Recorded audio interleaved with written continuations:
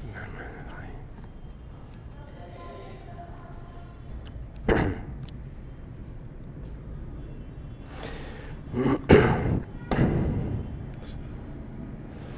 بسم اللہ الرحمن الرحیم۔ الحمد للہ والصلاة والسلام علی سیدنا محمد وعلی آلہ واصحابہ اجمعین۔ الحمد للہ والصلاة والسلام علی سیدنا محمد وعلی آلہ واصحابہ اجمعین۔ اما بعد فاعوذ باللہ من الشیطان الرجیم۔ بسم اللہ الرحمن الرحیم۔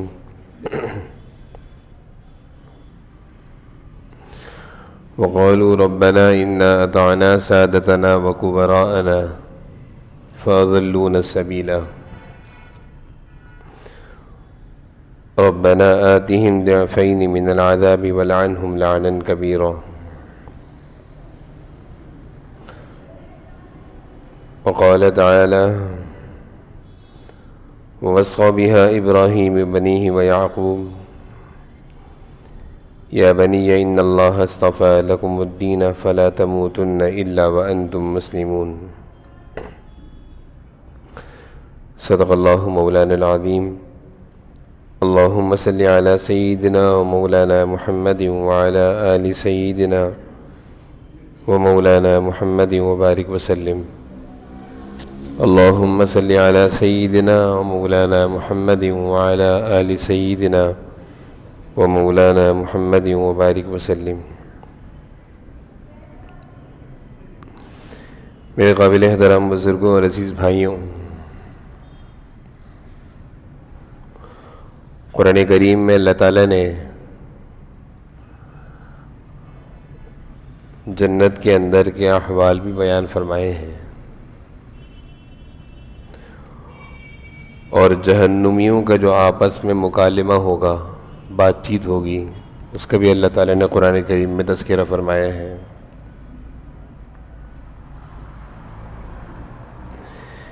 ایک منظر اللہ تعالیٰ بیان فرما رہے ہیں 22ویں پارے میں، وَقَالُوا رَبَّنَا إِنَّا أَطَعْنَا سَادَتَنَا وَكُبَرَاءَنَا فَأَضَلُّونَا السَّبِيلَ۔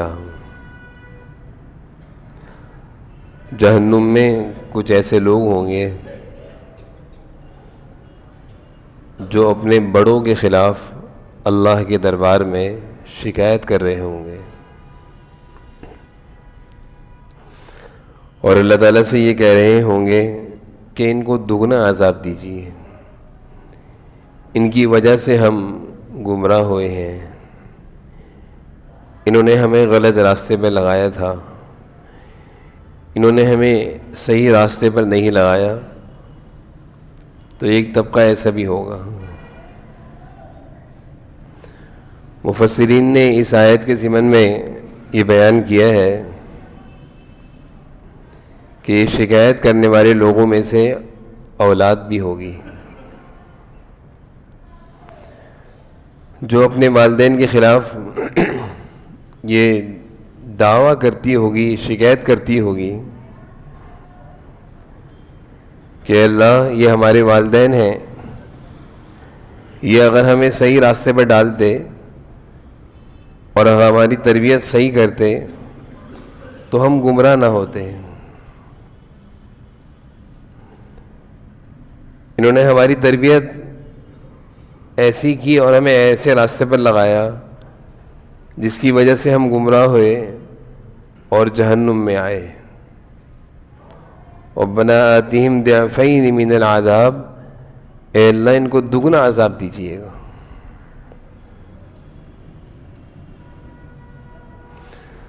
دنیا میں انسان اس طرح کا تصور سوچ بھی نہیں سکتا کہ کوئی اولاد اپنے والدین کے خلاف اس طرح کا دعویٰ کرے، شکایت کرے اور عذاب کی دعا کرے، درخواست کرے کہ ان کو دگنا عذاب دیں۔ لیکن آخرت کا جو منظر ہوگا، نفسا نفسی کا عالم ہوگا، ہر شخص کو اپنی پڑی ہوئی ہوگی، اس شخص میں، اس منظر میں، اس ماحول میں ہر ایک اپنے فکر میں ایسا مگن ہوگا کہ اس کو دوسرے کی کوئی فکر نہیں ہوگی۔ تو وہاں پہ اولاد جو دنیا میں والدین کی فرما بردار بھی بنتی ہے، قدردان بھی ہوتی ہے، خدمت گزار بھی ہوتی ہے اور ہر طرح کی تکلیف سے بچانے کی کوشش کرتی ہے، لیکن جب جہنم میں اولاد جل رہی ہوگی تو وہ اللہ تعالیٰ سے درخواست کریں گے کہ ہمارے والدین کو دگنا عذاب دیں، انہوں نے ہمیں غلط راستے پر لگایا تھا۔ اگر یہ ہماری تربیت اچھی کرتے اور اگر ہمیں یہ صحیح راستے پر لگاتے تو آج ہم جہنم میں نہ جل رہے ہوتے۔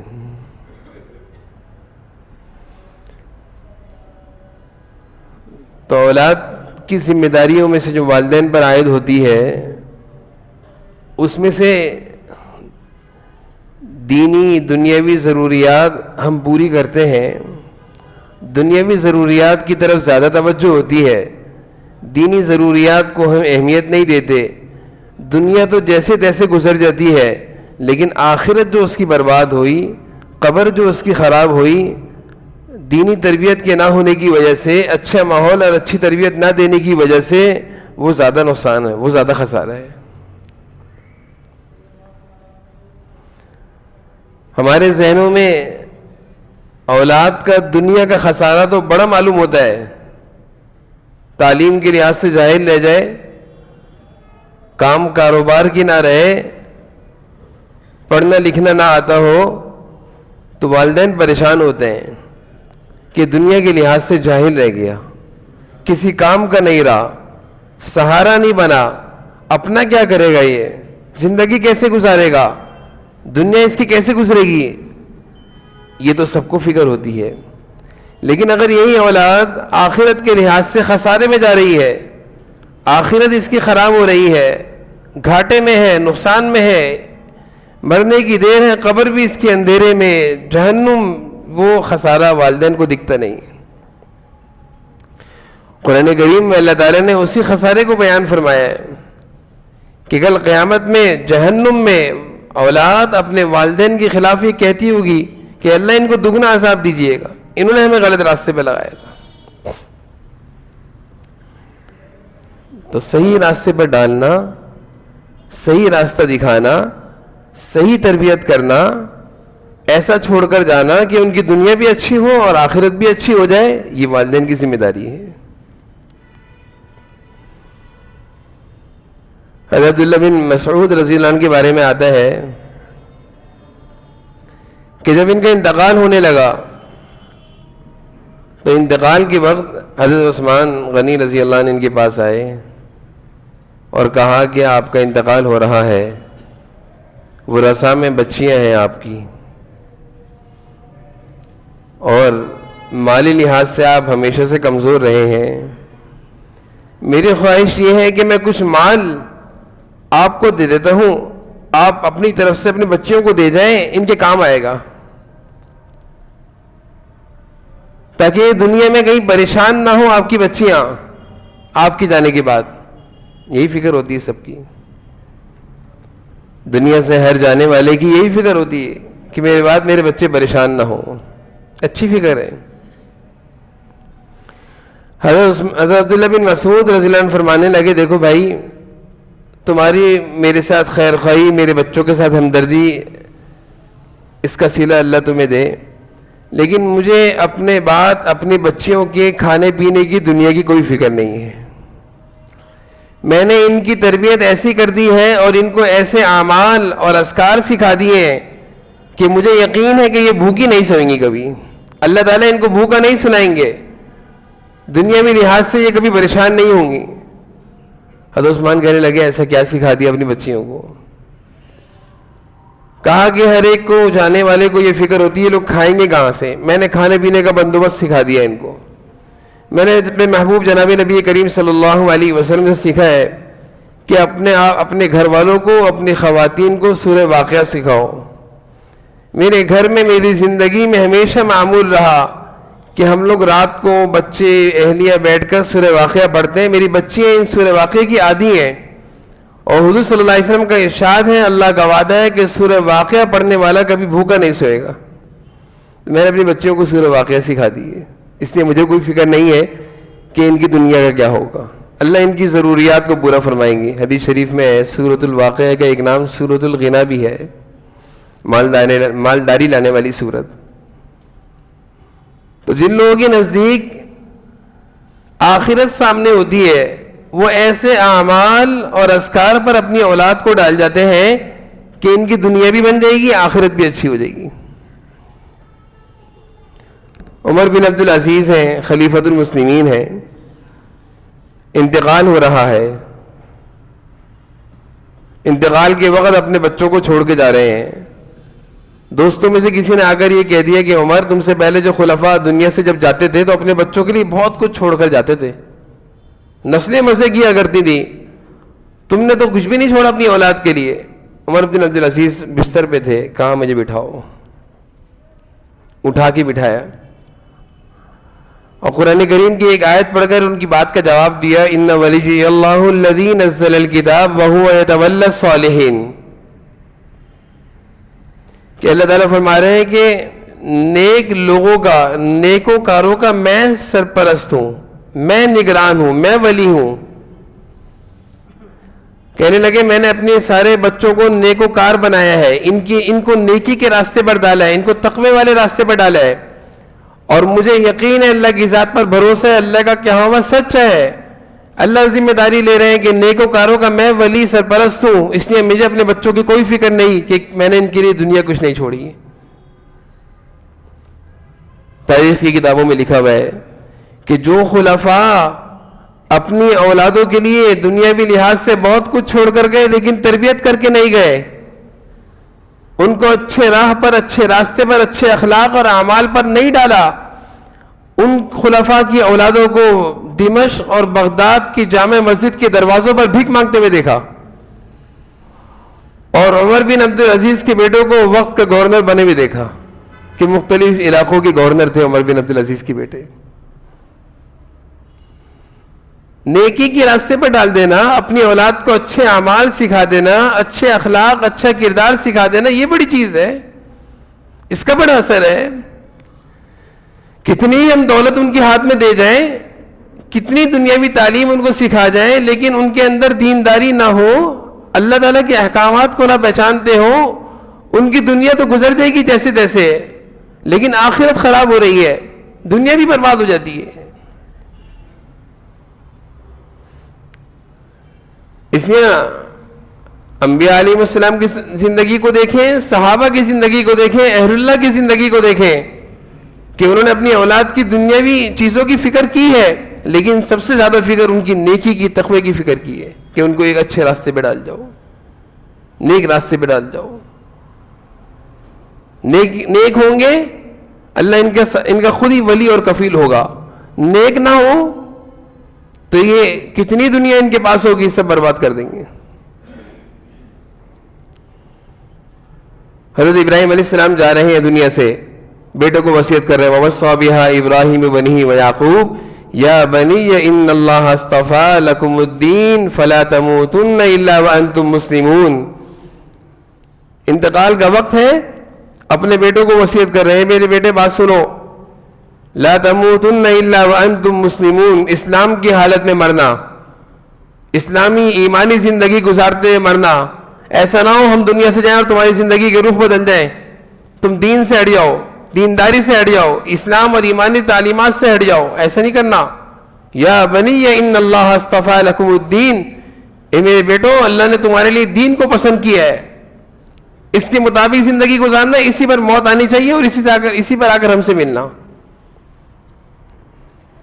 حضرت یعقوب علیہ السلام ہے, ام کنتم شہداء اذ حضر یعقوب الموت, اللہ تعالیٰ فرما رہے ہیں جب یعقوب کی موت کا وقت آیا, حضرت یعقوب علیہ السلام ہے دنیا سے جا رہے ہیں, اپنے سارے بیٹوں کو جمع کیا اور پوچھنے لگے ما تعبدون من بعدی, میرے بعد کیا کرو گے, کیسی زندگی گزارو گے. مرتے وقت تو انسان اپنی اولادوں کو جمع کر کے پوچھتا ہے کاروبار کا کیا ہوگا, فیکٹریوں کا کیا ہوگا, جائیداد کا کیا ہوگا. یہ دنیا دار جن کی سوچوں میں دنیا داری بھری ہوئی ہوتی ہے, ان کی مرتے وقت بھی زبان پر یہی کلمات گزرتے ہیں, اور جن کی زندگیاں اللہ کے احکامات پر چلتی ہیں ان کی فکریں دیکھیں. ما تعبدون من بعدی, یعقوب علیہ السلام اپنے سارے بچوں سے پوچھ رہے ہیں 11 بیٹے ہیں, اس میں یوسف بھی ہیں, کہ میرے بعد کیسی زندگی گزارو گے بھائی، جواب دو. سارے بیٹوں نے کہا نعبد الہک و الہ آبائک ابراہیم و اسماعیل و اسحاق الہ واحد ابا. ہم نے جو زندگی آپ لوگوں کو گزارتے ہوئے دیکھی، آپ کو دیکھی، اپنے دادا اسحاق کو دیکھی، پردادا حضرت ابراہیم علیہ السلام کو، ہم نبیوں کے گھرانے میں پلے بڑے، ہم نے جس طرح کی زندگی آپ کو گزارتے دیکھا، ہم بھی ایسی زندگی گزاریں گے، ہم بھی آپ کے راستے پر چل کر آئیں گے. یہ فکریں ہوتی ہیں، یہ فکریں ہوا کرتی ہیں. اللہ تعالیٰ نے قرآن کریم میں ان مناظر کو، ان فکروں کو ذکر کر کے رہتی دنیا تک کے انسانوں کو سمجھایا کہ اپنی اولادوں کی دنیا کی فکر کے ساتھ ساتھ یہ بھی تو فکر کرو کہ یہ ہمارے مرنے کے بعد دیندار رہیں گے، مسلمان رہیں گے. آج بھی کتنے ایسے ملک ہیں جہاں پہ مسلمان گئے، آج ان کی دوسری تیسری نسل میں نام بدل گئے ہیں اور وہ اپنے آپ کو مسلمان کہلانے کو تیار نہیں ہے کہ ہمارے داداؤں میں مسلمان تھے، اب تمہیں کیا ہو گیا، ہم تو مسلمان نہیں ہیں. نعوذ باللہ. بچے ہی بدل گئے، دین سے ہٹ گئے. اور اب بھی ایسے ہیں، ساؤتھ افریقہ کے ایسے ملک ہیں، ساؤتھ افریقہ میں ایسے لوگ ہیں جو جا کر بسے، اور بسنے کے بعد انہوں نے سب سے پہلا کام وہاں یہ کیا کہ اپنے بچوں کی دینی تربیت کی فکر کری، قرآنی تعلیم دی، دینی تعلیم دی، دین سے جوڑے رکھا. آج نسلیں گزر گئی ہیں لیکن ان کی نسلیں مسلمان دکھتی ہیں. کیوں؟ انہوں نے فکر کری کہ بچے مسلمان رہے، بھائی ہم مسلمانوں کی اولادیں ہیں، نام کی مسلمان نہیں، ہم مسلمان، ہماری شکل صورت بتائے مسلمان رہے.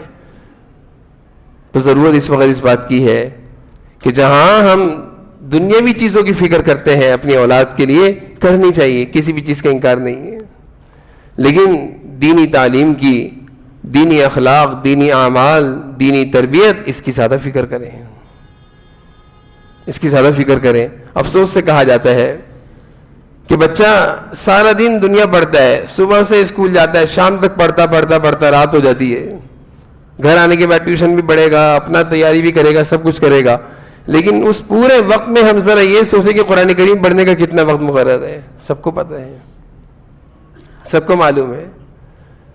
قرآن کریم کے ساتھ اس قدر ناانصافی ہے کہ بچوں کو بھی پتہ ہے کہ یہ ایک احساسی ہے، پڑھوں گا نہیں بھی پڑھوں گا ابا کچھ نہیں کہیں گے. تو کتنی دفعہ ایسا ہوتا ہے قاری صاحب پڑھانے آتے ہیں، وہ دروازے سے بھگا دیتا ہے کہ آج میں نہیں پڑھ رہا، ابا ناراض نہیں ہوتے. لیکن کبھی بھی ایسا نہیں ہے کہ ٹیوٹر پڑھانے کے لیے آئے اور اس کو بھگائے تو ڈنڈے کھائے گا اما ابا کے. کیسے بھگایا تم نے اس کو؟ تمہیں پتہ نہیں امتحان ہو رہے ہیں، تمہیں پتہ نہیں ایگزام ہو رہے ہیں. 10 طرح کی اس کی بات، اس پر اس کو ڈر ہوتا ہے کہ ٹیوشن پڑھانے والے کو نہیں بھگا سکتا، قاری صاحب کو بھگا سکتا ہوں. یہ قرآن پڑھانے والے کو بھگایا جا رہا ہے اور دنیاوی تعلیم دینے والے کو عزت دی جا رہی ہے. تو پھر ہماری زندگیوں میں خود ہی ہم نے قرآن کریم کے ساتھ ایسی ناانصافیاں کی یہ دین کے ساتھ، تو ہماری اولادیں آج ہمارے سامنے ہیں. کتنے ایسے لوگ ہیں اچھی اچھی تعلیم دلا کر بیٹھے ہوئے، کہتے ہیں کہ میرا بیٹا آج فلاں انجینئر بھی ہے، ڈاکٹر بھی ہے، سب کچھ ہے، لیکن نوکری نہیں ہے، نوکری نہیں، گھر میں بیٹھا ہوا ہے. کتنے ایسے لوگ ہیں بے روزگار گھوم رہے ہیں. تعلیم تو اچھی سی اچھی دلوا دی، والدین نے تعلیم پر بہت خرچ کیا، لیکن اب نتائج بھی سامنے نہیں آ رہے. کیوں پریشان ہیں؟ اب کر تو لی ساری تعلیم پر محنت، سارا پیسہ لگا دیا، نتائج بھی سامنے نہیں آ رہے. ناانصافیاں کی تھیں. اسکول نہ جائے غصہ آتا تھا، فجر کی نماز کو نہ جائے غصہ نہیں آتا تھا. یہ ناانصافیاں ہیں. ان ناانصافیوں کے ساتھ جب ہم نے اپنے بچوں کی پرورش کری تو نتائج سامنے ہے کہ آج کوئی بھی والدین اپنی اولاد کی طرف سے خوش نہیں ہے، پریشان ہے، پریشان ہے. کہہ رہے تو کیا کریں؟ کوئی نافرمانی سے پریشان ہے کہ نافرمان ہو گئی اولاد، کوئی دوسرے معاملات سے پریشان ہے. مختلف قسم کی مسائل اور پریشانی ہے. اس پر اللہ تعالیٰ کی طرف متوجہ ہوں، استغفار کریں، کثرت سے استغفار کریں، اور اپنے بچوں کی جہاں ہم دنیاوی چیزوں کی فکریں کرتے ہیں دینی چیزوں کی بھی فکریں کریں. آخرت بھی ان کی خراب نہ ہو. دنیا خراب ہو رہی ہے تو فکر ہو رہی ہے، آخرت خراب ہو رہی ہے فکر نہیں ہو رہی. آخرت کی خراب ہونے کی بھی فکر ہونی چاہیے. اللہ تعالیٰ ہم سب کو قرآن کریم کے ارشادات پر اور احادیث مبارکہ پر عمل کرنے کی توفیق نصیب فرمائے، اور اپنے بچوں کی صحیح دینی تربیت کرنے کی توفیق نصیب فرمائے.